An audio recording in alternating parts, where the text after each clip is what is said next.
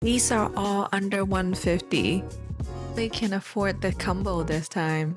Hi guys, welcome back to CantoHousewife. It's been a year since I last did a budget challenge. Let's do one right now for this year. Since I'm doing a 75 hard challenge, I'll try to keep a few of healthy and cheap meals. Here's how I'm gonna do it. I follow something called a 2-1-1 diet. Basically, I will have 2 cups of vegetables, 1 cup of protein, and 1 cup of rice. This is how I calculate the cost. So for most of the cost calculation, I do it per pound, per ounce, or per pieces. For seasoning, I do tablespoon and teaspoons. This is how I do all the math in the recipes. So let's start off by talking about what kind of protein and veggies I usually get. So I usually do all my shoppings in 2 places, including Ranch 99, basically an Asian market, and Costco. But sometimes I also do Amazon Fresh or Safeway because they offer such a good deal. My biggest tip is stock up when it's on sale and buy in bulk. So let's look at all my meat haul. If you're on diet or on a weight loss challenge like me right now, your best bet on protein is probably chicken thigh and chicken breast.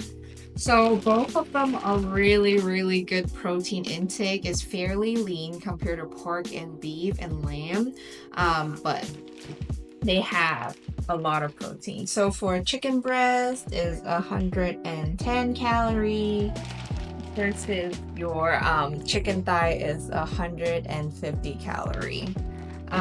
This you will get 1.5 gram of fat per serving, while the chicken thigh is 9 gram of fat. Next on my favorite list is pork butt. So when I got this last time, it was $8 off per packet at Costco. So we got 2. And basically we marinate them and then freeze them if needed. And I'll show you how I make it and marinate the meat. I also eat a lot of New York steak. My husband loves beef, and also shrimp.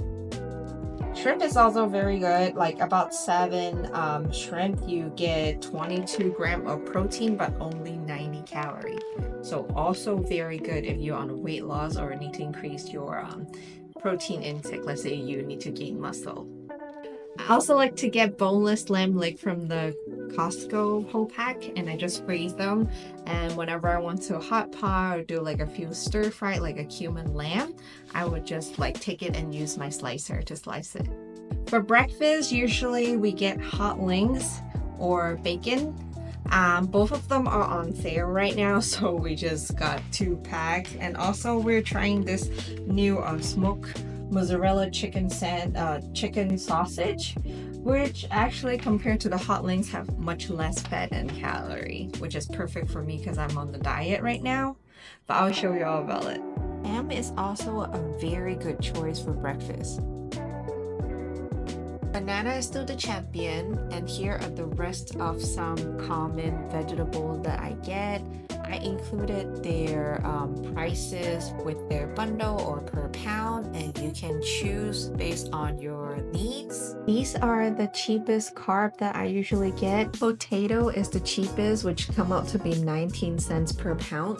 The only thing is you have to get 10 pounds. Cooked rice is the second cheapest, which come up to be 11 cents per cup. Some of my other favorite including tortilla wrap, my homemade sliced bread, and also Indomie, which all of them I get a ton when it's on sale. So for seasonings, less is more. It's healthier for you to decrease the amount of sodium. But these are all the ingredients that I use in my recipes, and here's the list of the prices.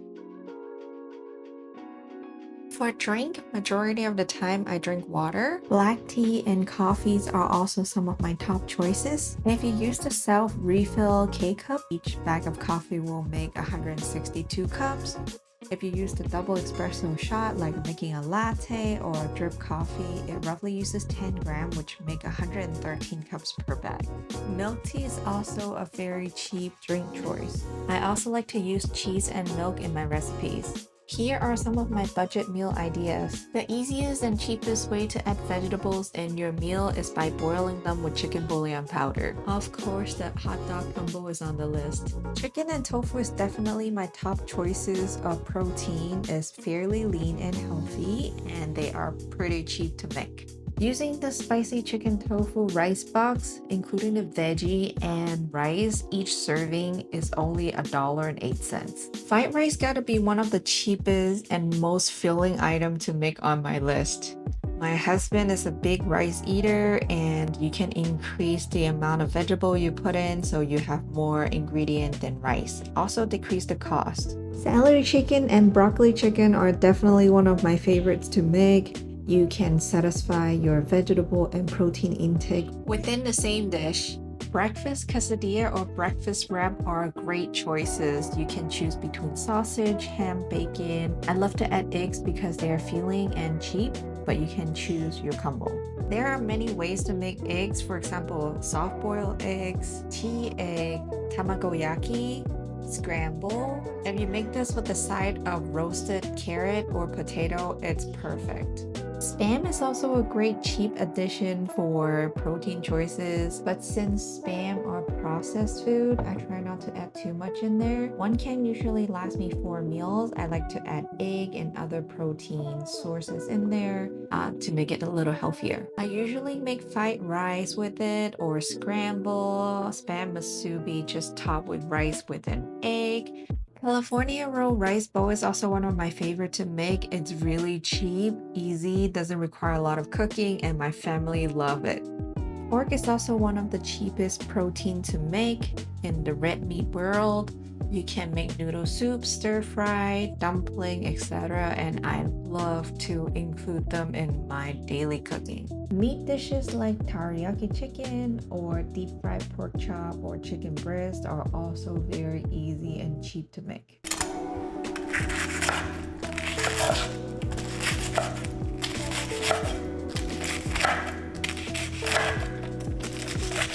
If you make chicken katsu, make sure you get a side of Japanese potato salad. You gotta check out my recipe.